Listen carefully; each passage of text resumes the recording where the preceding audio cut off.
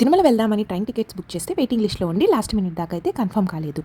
ఇంక మనకి వెళ్ళాలి అని ఉన్నప్పుడు స్వామి దారి చూపిస్తారన్నట్టు ఇంకా ఇలా ఫ్రెష్ బస్‌లో టికెట్స్ అనేవి అవైలబుల్‌గా ఉన్నాయి. అండ్ టికెట్ కూడా చాలా రీజనబుల్ 500 కాకపోతే స్లీపర్ కాదు సీటర్ అనమాట.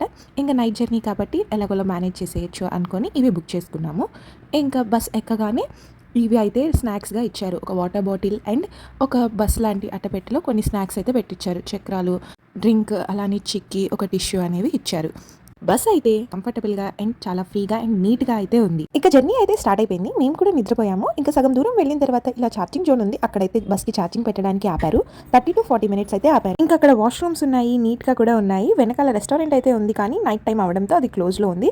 సైడ్ ఒక షాప్‌లో టీ అమ్ముతున్నారు. స్నాక్స్ అవన్నీ అవైలబుల్‌గా ఉన్నాయి.